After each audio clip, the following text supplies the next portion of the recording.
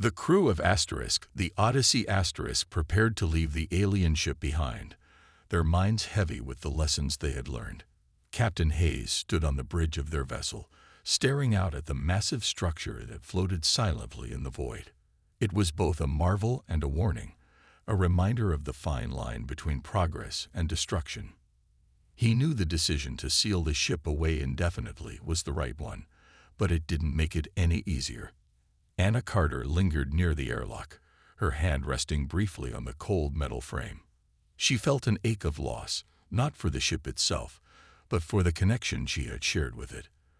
The core's energy no longer pulsed through her, yet its voice lingered faintly in her mind, a whisper reminding her of humanity's potential and its flaws. "We'll remember," she murmured softly, as if speaking to the ship itself. "We won't forget what you've shown us." Benjamin Cole joined her, his expression thoughtful. "You think we made the right call, leaving it here?" Anna nodded. "For now, yes. We weren't ready. Not yet.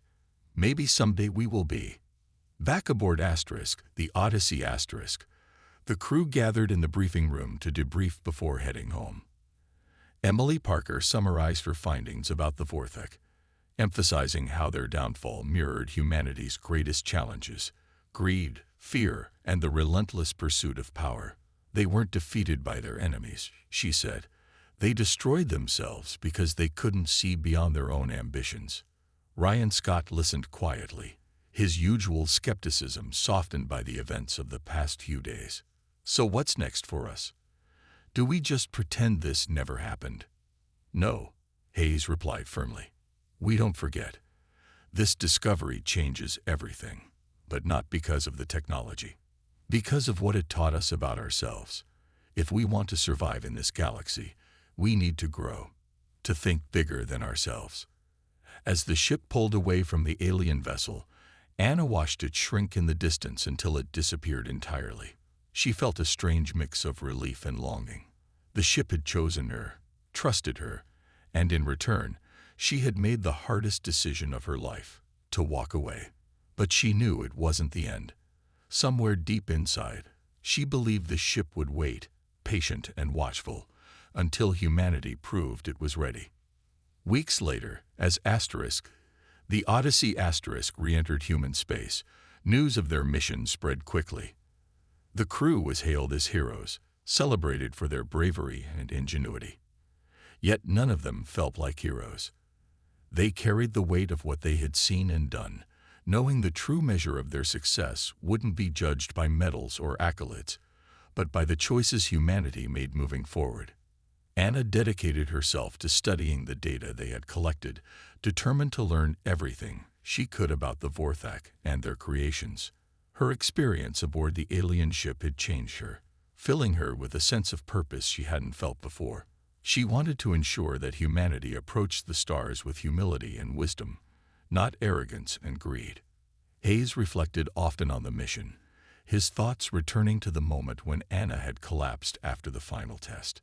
He realized then that leadership wasn't just about making decisions, it was about understanding the consequences of those decisions. The alien ship had given them a gift, not of power, but of perspective, and it was up to them to use it wisely. In the quiet moments aboard the Odyssey as the stars streaked past the windows, the crew found solace in the knowledge that they had faced something greater than themselves and walked away stronger for it. The alien ship remained adrift in the vastness of space, its secrets locked away, but its legacy lived on in the hearts and minds of those who had dared to explore it. Humanity's journey among the stars had only just begun, and the choices they made next would define their place in the galaxy, for better or worse. The days that followed were filled with both progress and unease. Anna Carter worked tirelessly alongside Benjamin Cole, stabilizing the alien ship systems while trying to understand its deeper purpose. The connection she shared with the core grew stronger, almost instinctive. She could feel its energy coursing through her, guiding her hands as she adjusted controls and interfaced with its mechanisms. But with each step forward, the weight of responsibility pressed heavier on her shoulders. Captain Hayes watched Anna closely, noticing how much she had changed, since they first boarded the ship. Her movements were deliberate, her expressions thoughtful. She seemed less like herself and more like an extension of the vessel itself. It worried him, but he trusted her judgment. For now, their focus was clear. Prepare the ship for one final test, a controlled demonstration of its power to prove whether humanity could wield it responsibly. Ryan Scott, however, remained skeptical. He kept his distance from the central chamber, leading patrols through other sections of the ship to ensure no new threats emerge. Despite his outward defiance, there was a flicker of doubt in his eyes. He had seen what the ship was capable of, and deep down, he wondered if Anna was right, if the ship truly was alive and watching them. Dr. Emily Parker continued studying the symbols etched into the walls, piecing together fragments of the Vortex history. She discovered warnings about the dangers of hubris, cautionary tales about civilizations that had fallen because they sought power without wisdom. "It's not just about using the ship," she told Anna one evening. "It's about proving we're worthy of it." Anna nodded silently, her mind heavy with the knowledge she had gained from the core. She knew the final test would be more than just technical, it would be moral. The ship wasn't merely evaluating their ability to operate its systems, it was judging their intentions. Finally, the day of the test arrived. The crew gathered in the central chamber, their faces reflecting a mix of hope and apprehension. Anna stood before the glowing core, her hand steady despite the storm of emotions inside her. "This is it," she said softly. "We'll activate the weapon again, but this time, we'll aim it at something harmless, an empty asteroid field far away." Hayes gave her a nod of approval. "Do it." As Anna began the process, the ship responded immediately. Lights pulsed rhythmically, and the hum of energy filled the air. Ben monitored the readings, calling out updates as the system powered up. Everything seemed to be working perfectly, until the core's glow intensified, brighter than ever before. "What's happening?" Ryan demanded, stepping back nervously. "I don't know," Anna replied, her voice strained. The connection between her and the ship surged, flooding her mind with images once again. This time, she saw Earth, not as it was, but as it could become. A thriving, peaceful world united under a single banner, or a scared wasteland, torn apart by greed and war. The choice was theirs. Suddenly, the ship's systems stabilized, and the energy dissipated. The test had succeeded, but Anna collapsed to her knees, overwhelmed by the vision. Hayes rushed to her side, helping her to her feet. "Are you okay?" She nodded weakly. "It's done. The ship, it showed me something, a future we can create or destroy." The crew stood in silence, absorbing her words. They had unlocked the ship's power, but they also understood the cost of wielding it. Humanity's greatest challenge wasn't mastering technology, it was mastering themselves. As they prepared to leave the alien ship behind, Anna took one last look at the glowing core. She felt a pang of sadness, knowing they might never return. But she also felt a spark of hope. The ship had given them a chance to rise above their flaws and build a better future. Whether they would seize it or squander it remained to be seen. The alien ship had chosen Anna Carter, and the weight of that choice pressed heavily on her shoulders. The crew was divided, tensions running high as they tried to make sense of what had happened. Ryan Scott and his group were locked out of key areas, their movements restricted by the ship's defenses. Captain Hayes ordered everyone to regroup in the central chamber, hoping to find a way forward before the situation spiraled further out of control. "This is insane," Ryan said as he entered the room, his voice sharp with frustration. "We're prisoners on our own discovery. This thing doesn't care about us. It only cares about protecting itself." Anna didn't argue. She knew Ryan was right, at least partially. The ship wasn't malicious, but it wasn't entirely benevolent either. It operated on its own logic, one she barely understood. What troubled her most was the connection she felt growing between herself and the core. Every time she touched it, every time she interacted with its systems, it felt like the ship was learning from her and teaching her in return. "We need to decide what we're doing here," Hayes said, breaking the silence. "Are we staying or leaving? Because if we stay, we need to figure out how to work with this ship, not against it." Benjamin Cole nodded, though his expression was uneasy. "If we leave now, we'll lose everything we've worked for. But if we stay, we need to be smarter about it. We can't keep stumbling into things blindly." Dr. Emily Parker stepped forward, her tone measured. "Maybe the problem isn't the ship, it's us. We've been treating this like a puzzle to solve or a prize to claim. But what if it's more than that? What if it's a responsibility we're not ready for?" Anna looked at Emily, grateful for her insight. "She's right," Anna said softly. "This ship isn't just technology. It's alive in a way we don't fully understand, and it's giving us a choice, to use its power wisely or risk repeating the mistakes of the Vorthak." Ryan scoffed. "Great, so now we're getting life advice from a haunted spaceship. Perfect." "It's not haunted," Anna snapped, surprising even herself with her sharpness. "It's aware, and it's trying to communicate. If we listen, if we truly listen, we might learn something important." Hayes studied Anna carefully. He trusted her judgment, but he also saw the toll this mission was taking on her. Dark circles shadowed her eyes, and her hands trembled slightly when she moved. Still, there was no denying the bond she shared with the ship, a bond none of them could replicate. "All right," Hayes said finally. "We'll proceed, but cautiously. Anna, you take the lead. Work with Ben to stabilize the systems. Ryan, I want you and your team monitoring for any signs of instability. Emily, keep studying those symbols. Maybe they can give us some answers." As the crew dispersed, Anna stayed behind in the central chamber. She sat beside the glowing core, her mind racing. The ship's energy hummed softly around her, almost comforting. Slowly, she reached out and placed her hand on its surface once more. This time, she didn't resist the flood of sensations that followed.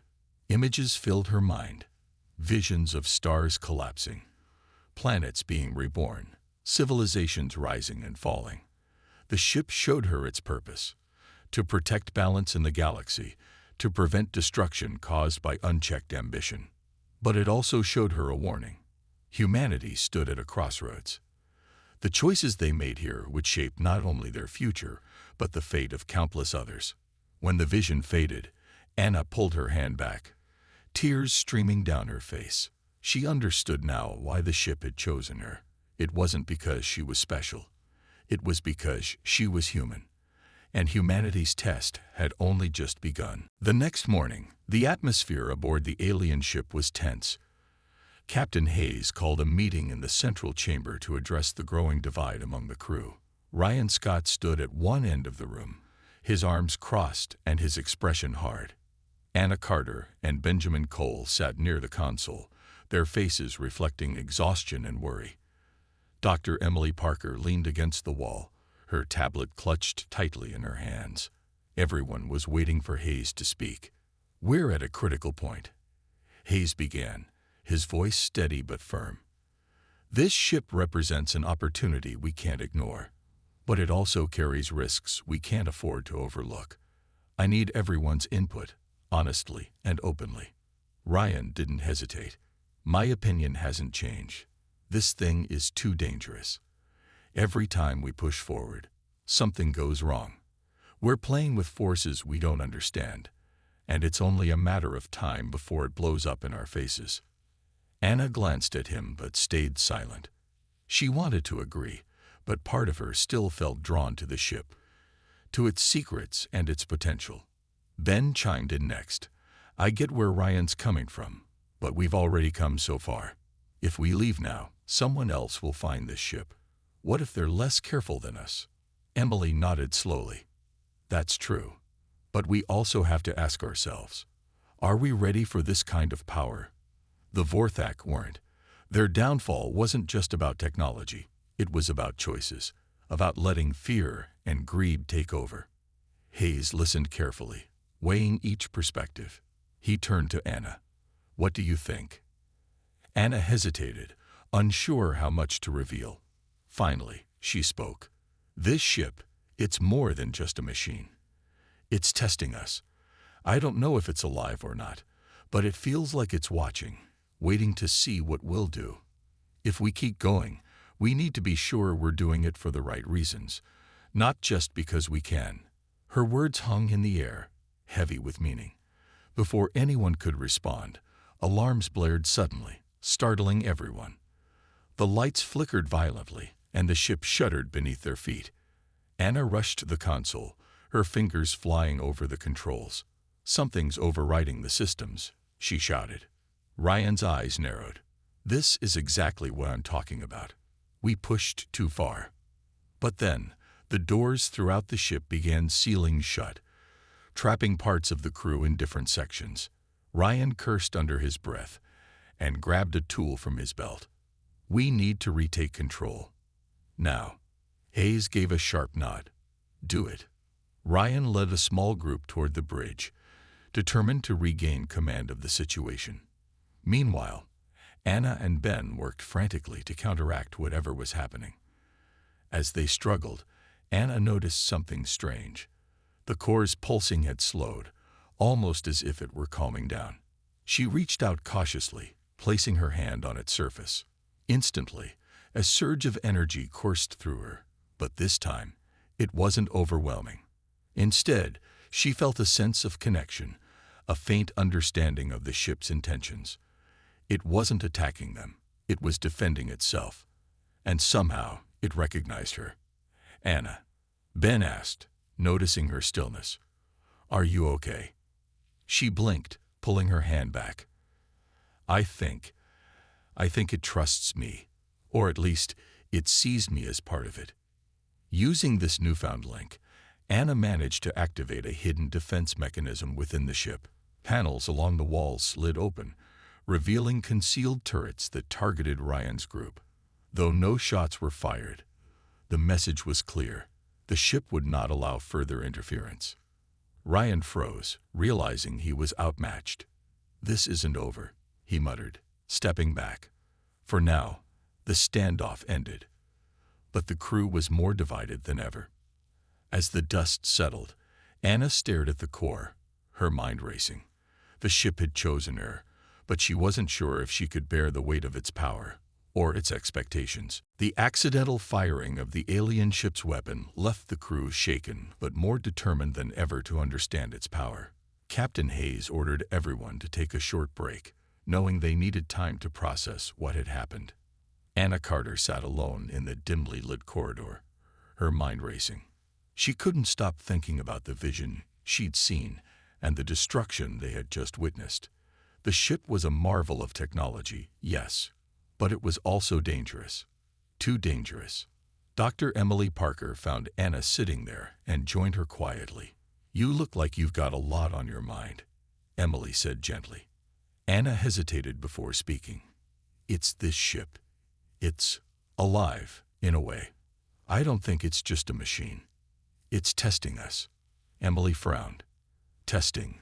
What do you mean?" "I've been having these visions," Anna admitted reluctantly. "When I touch the core, it shows me things. Images of the Vorthak, the ones who built this ship, and how they destroyed themselves. They were so powerful, but they let greed and fear consume them. Now this ship is offering us the same choice. Use its power wisely, or repeat their mistakes." Emily listened carefully, her expression thoughtful. "That's a heavy burden to carry. Have you told anyone else?" "No," Anna replied. "I don't know if they'd believe me, or if they'd even care. Right now, everyone's focused on the possibilities. No one's thinking about the consequences." Back in the central chamber, tensions were rising again. Ryan Scott paced back and forth, his frustration boiling over. "We can't keep doing this," he said sharply. "Every time we mess with this thing, something goes wrong. Sooner or later, we're going to lose control completely." Captain Hayes sighed. "I understand your concerns, Ryan. But we can't walk away from this. Not when we're so close to unlocking its full potential." "Close doesn't mean safe," Ryan snapped. This isn't just some experiment. This is a weapon capable of wiping out entire worlds. Are we really ready for that kind of responsibility? Hayes didn't answer right away. He knew Ryan had a point, but he also believed humanity needed every advantage it could get in a galaxy full of unknown threats. Still, the question lingered. At what cost? Later that day, Emily shared her findings with the group. She had been studying the symbols on the walls, which continued to change subtly as the crew interacted with the ship. These markings aren't random, she explained. They're warnings about the dangers of unchecked ambition. The Vorthak didn't fail because their enemies defeated them. They fell because they turned on each other, consumed by paranoia and greed. Her words struck a chord with Anna, who nodded silently. Even Ben seemed uneasy. "So, what are you saying?" he asked. "That we should leave this thing alone." "I'm saying we need to think carefully," Emily replied. "Power like this comes with a price. If we're not careful, we might end up destroying ourselves instead of protecting Earth." Ryan crossed his arms. Finally, someone gets it. Hayes looked around at his crew, seeing the conflict in their eyes. He knew they were at a crossroads. They could push forward, risking everything for the sake of progress, or they could step back and reconsider their path. For now, the decision rested with him.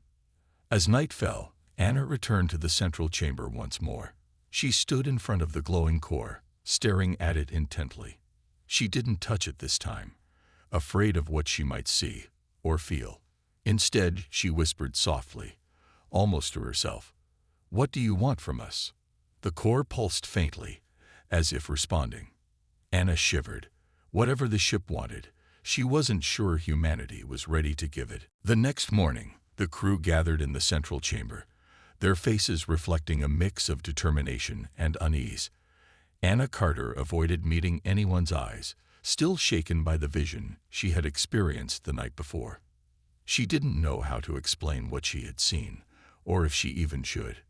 Instead, she focused on the task at hand, unlocking more of the ship's systems. "We're close," Ben said, his voice filled with cautious optimism. He pointed to a series of glowing panels that had activated overnight. "These controls are tied directly to the core. If we can figure them out, we might be able to access the ship's full capabilities." Captain Hayes nodded. "Do it. But remember, slow and steady. We don't need any surprises." As Ben and Anna worked, the rest of the crew split up to explore other parts of the ship. Dr. Emily Parker stayed behind, studying the changing symbols on the walls. They seemed to shift constantly now, almost as if they were adapting to the crew's presence.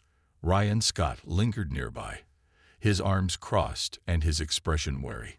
He didn't trust the ship or its intentions. "This feels wrong," Ryan muttered under his breath. "We're poking a sleeping giant, and sooner or later, it's going to wake up." Anna overheard him, but didn't respond. She was too focused on deciphering the alien controls. After hours of trial and error, she and Ben finally managed to activate a new system. The room hummed with energy as a massive holographic display sprang to life above the core. It showed a map of the galaxy, dotted with countless stars and planets. At the center of the map was a pulsating icon representing the ship itself. "What is this?" Hayes asked, stepping closer. "It's a targeting system," Anna replied, her voice trembling with excitement and fear. "This ship isn't just a vessel. It's a weapon. A super weapon." Ben nodded, his eyes wide. "Look at this range. It's designed to harness stellar energy. With this thing, we could destroy entire planets, or fleets, if we wanted to." Ryan stepped forward, his face pale. "You're telling me this ship can wipe out civilizations, and you think that's something we should mess with?" "It's not about what we should do," Hayes said firmly. "It's about what we can do. Imagine having this kind of power at our disposal. No one would dare threaten Earth. But at what cost?" Ryan shot back. "We've already seen how unstable this thing is. What happens when it turns on us?" Before anyone could answer, The ship shuddered violently. Alarms blared, and the lights dimmed to a faint glow. Anna stumbled toward the console, her hands flying over the controls. "Something's wrong," she shouted. "The core's energy levels are spiking." "Shut it down," Hayes ordered. "I'm trying," Anna replied, panic creeping into her voice. The holographic display flickered wildly, and the map vanished, replaced by a swirling vortex of light. Then, without warning, a burst of energy shot out from the ship, blasting through the nearby asteroid field. When the chaos subsided, the crew stood in stunned silence. Through the viewport, they watched as debris from the destroyed asteroids drifted into space. The test had been accidental, but undeniable proof of the ship's power. "Well," Ben said finally, breaking the silence, "that answers one question. This thing works." Hayes turned to Anna, his expression grim. "Can we control it?" Anna hesitated. She thought about the vision she'd had. The warnings etched into her mind. I think so. But it's not just about controlling it. It's about deciding whether we should." Ryan shook his head. "We're playing with fire here. Sooner or later, we're going to get burned." For now, the crew had no choice but to continue their work. They had unlocked the ship's deadliest secret, but they were far from mastering it. As Anna stared at the glowing core, she couldn't shake the feeling that the real challenge was yet to come. The vibrations that shook the alien ship were brief but unnerving. Anna Carter felt her pulse quicken as she hurried back to the central chamber, where the rest of the team had gathered. The lights flickered again, casting eerie shadows on the walls. Everyone exchanged worried glances, their earlier excitement replaced by unease. "What's happening?" Captain Hayes asked, his voice calm but firm. He scanned the room, looking for answers. "I don't know," Ben replied, his fingers flying over the console. "It's like the ship is reacting. Maybe it doesn't like what we're doing." Anna frowned. "Or maybe it's trying to tell us something." She glanced at the glowing core, which now pulsed with a steady rhythm. It reminded her of the strange vision she'd had the night before, images of a once great civilization brought low by its own creations. Dr. Emily Parker stepped closer, her tablet in hand. "These symbols are changing," she said, pointing to the walls. "They weren't like this before. It's almost like the ship is rewriting itself." Ryan Scott crossed his arms, his skepticism plain. "Great. So now we've got a haunted spaceship. Just what we needed." Hayes shot him a sharp look. "Enough, Ryan. We need to stay focused. Whatever this is, we can handle it." But handling it wasn't going to be easy. Over the next few hours, the ship continued to act strangely. Lights dimmed and brightened without warning. Panels opened and closed on their own. Faint whispers echoed through the corridors, though no one could understand the words. The crew began to feel watched, as if the ship itself was alive and studying them. Anna tried to ignore the growing sense of dread. She and Ben worked tirelessly, attempting to stabilize the systems they had activated. But every time they made progress, something new would go wrong. A console would overload. A door would seal shut unexpectedly. Even the weapons bay they had tested earlier seemed less stable, emitting faint sparks that made everyone nervous. "It's not just malfunctioning," Anna said finally, frustration creeping into her voice. "It's resisting us." "Resisting how?" Hayes asked. "I think," Anna hesitated, unsure how to explain. "I think it's testing us, seeing if we're worthy of using its power." Ryan snorted. "Worthy? That's ridiculous. This isn't some magic artifact. It's a machine." "Maybe," Anna admitted, "but machines don't usually behave like this." As the day wore on, tensions rose. Ryan grew increasingly vocal about abandoning the mission, arguing that the risks outweighed any potential rewards. Hayes listened patiently, but refused to back down. "We didn't come all this way to quit," he said firmly. "If we leave now, someone else will find this ship, and they might not be as careful as we are." That night, Anna stayed behind in the central chamber again, unable to sleep. She sat cross-legged on the floor, staring at the glowing core. Its rhythmic pulsing seemed almost hypnotic, drawing her in. Slowly, she reached out and placed her hand against its surface. Instantly, a surge of energy coursed through her, stronger than before, her mind filled with vivid images. This time, not of triumphs or battles, but of warnings. She saw the Vorthak, the ship's creators, consumed by paranoia and greed. Their quest for power had led to their downfall, turning their greatest achievement into their undoing. And now, centuries later, the ship was offering humanity the same choice: use its power wisely, or suffer the consequences. When the vision faded, Anna pulled her hand back, breathing heavily. She realized the ship wasn't just a relic of the past. It was a test, one humanity might not be ready to pass. Unsure of what to do, Anna kept her discovery to herself. For now, the crew would continue their work, but deep down she wondered, were they unlocking a weapon or unleashing a curse? The next morning, the crew gathered in the central chamber to discuss their next steps. Anna Carter looked pale and tired, but she brushed off questions about her health. She didn't mention the strange vision she had experienced the night before. It felt too personal, too surreal to share.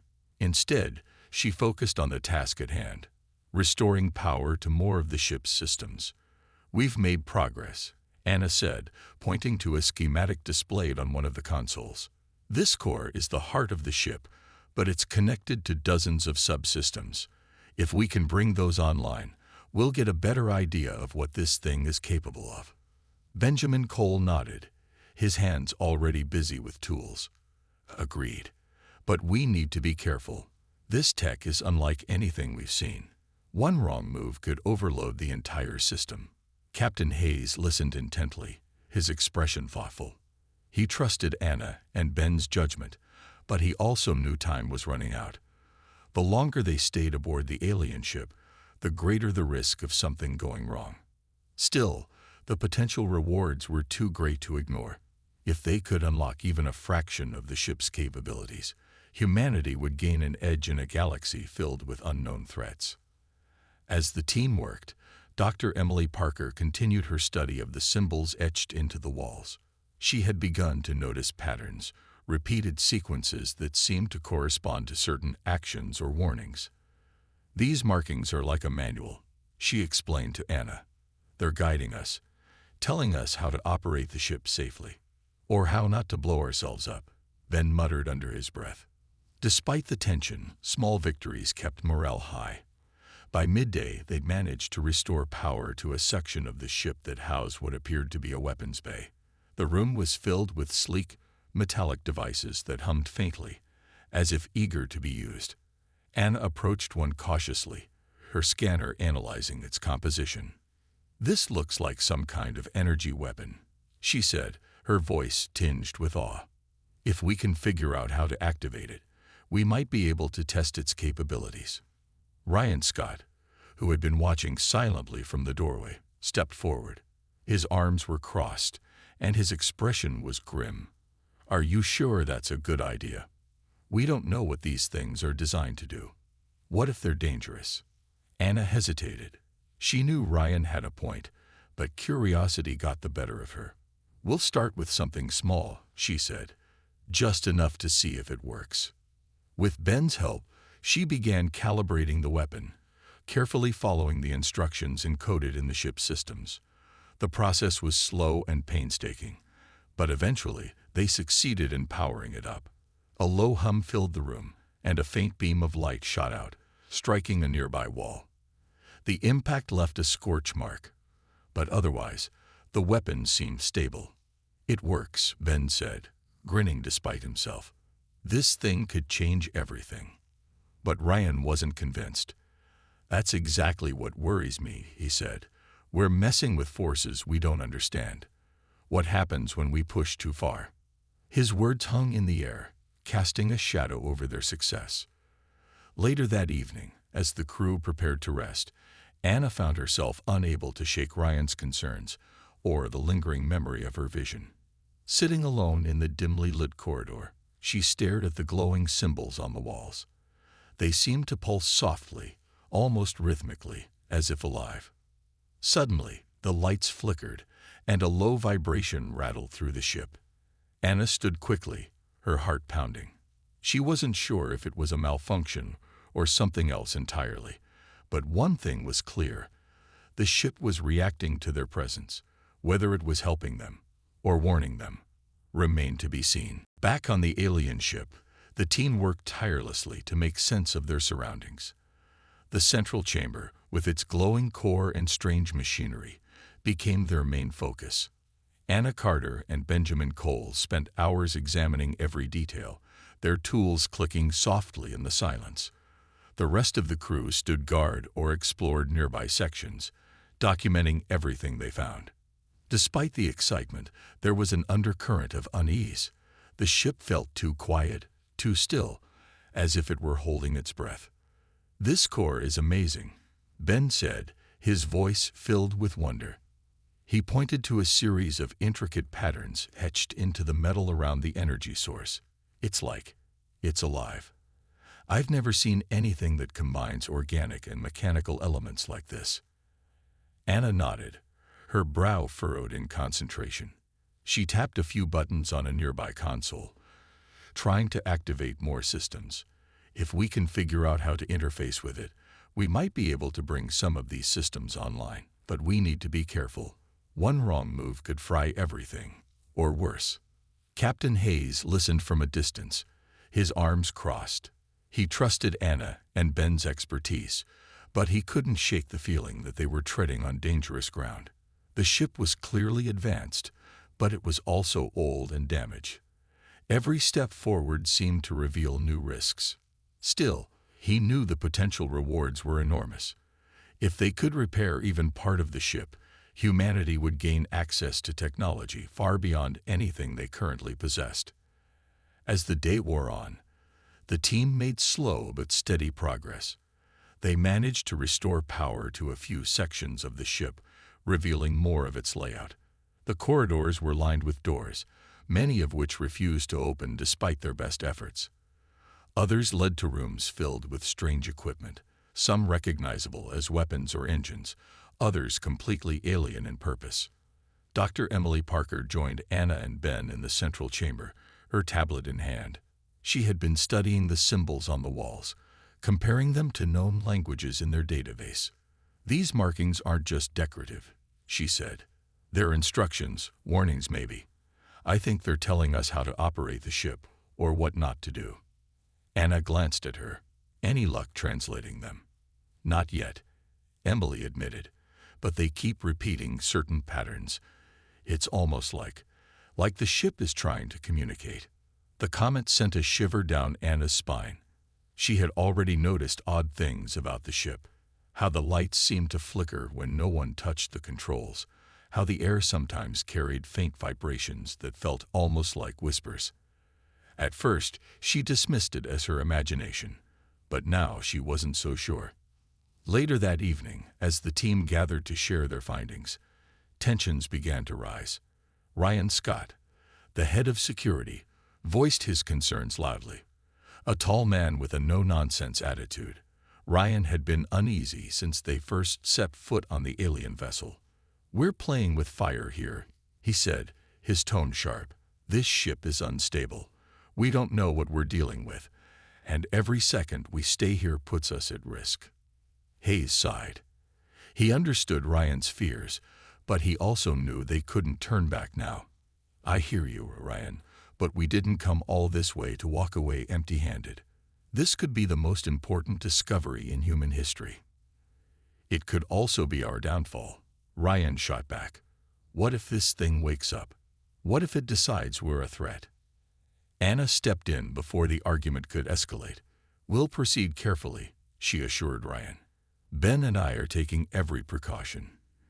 If anything feels off, we'll pull back immediately." Ryan didn't look convinced, but he nodded reluctantly. For now, the mission would continue. That night, as the crew settled in for some much-needed rest, Anna stayed behind in the central chamber. She couldn't stop thinking about the ship's strange behavior. Sitting alone in the dim light, she reached out to touch the glowing core again. As her fingers brushed against the surface, a sudden surge of energy coursed through her, making her gasp. Images flashed in her mind, vast cities floating among the stars, armies marching across barren landscapes, and a civilization collapsing under the weight of its own ambition. When the vision faded, Anna pulled her hand back, her heart racing. She wasn't sure what she had just experienced, but one thing was clear: the ship wasn't just a relic. It was a story waiting to be told, and perhaps a warning waiting to be heard. In the cold, quiet expanse of space, far beyond the reach of Earth's most advanced telescopes, a small human exploration vessel drifted silently through the void. The ship, named Asterisk, the Odyssey Asterisk, was on a mission to map uncharted regions of the galaxy. Its crew of 10 had been traveling for months, enduring the monotony of endless stars and the hum of their ship's engines. But today, something unusual appeared on their scanners, a faint, irregular signal coming from a nearby sector. Captain Robert Hayes stood on the bridge, his sharp eyes scanning the readouts displayed on the main screen. He was a man in his late 40s, with graying hair and a calm demeanor that inspired confidence among his crew. Beside him, Lieutenant Anna Carter leaned forward, her fingers dancing across the console as she analyzed the data. Anna was one of the brightest engineers aboard, known for her quick thinking and relentless curiosity. "What do you make of it?" Hayes asked, breaking the silence. "It's not natural," Anna replied, her voice steady but tinged with excitement. "It's too precise to be random debris or an asteroid. Whatever it is, it's emitting some kind of energy signature." Hayes nodded. "Let's investigate. Helm, adjust course." Minutes later, Asterisk, the Odyssey Asterisk, approached the source of the signal. As they drew closer, the object came into view, a massive alien ship, its sleek, metallic surface pockmarked with damage. The vessel looked ancient, its once gleaming exterior now dulled by time and exposure to the harsh environment of space. Parts of it were blackened, as if scorched by intense heat, while other sections seemed to shimmer faintly with residual energy. "It's huge," muttered Benjamin Cole, the ship's chief engineer, who had joined them on the bridge. His wide eyes reflected awe and apprehension. "I've never seen anything like it." "No records of this design in our databases," added Dr. Emily Parker, the mission's xenobiologist. She was a petite woman with a keen intellect and a cautious nature. "Could belong to a species we've never encountered before." Hayes studied the ship carefully, or one that's long gone. He turned to his crew. "We need answers. Prep a boarding party.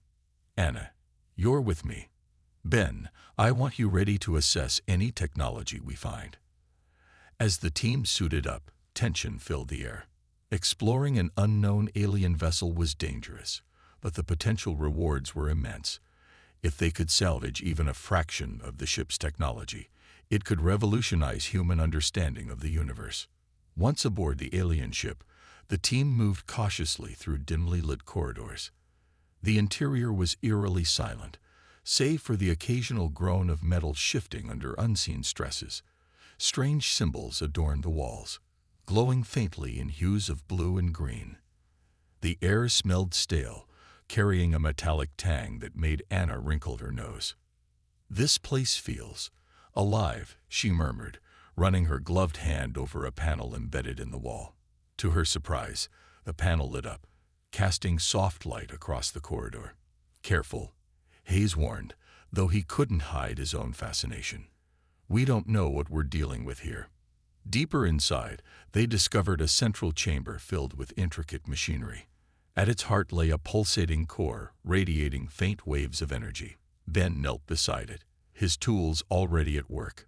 "This is incredible," he said, his voice hushed. "It's like nothing we've ever seen.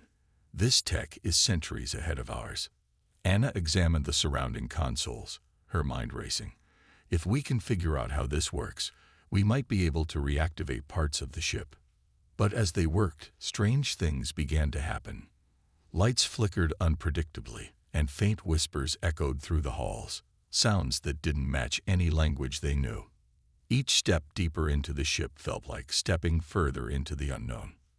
For now, the mystery remained unsolved, but one thing was clear.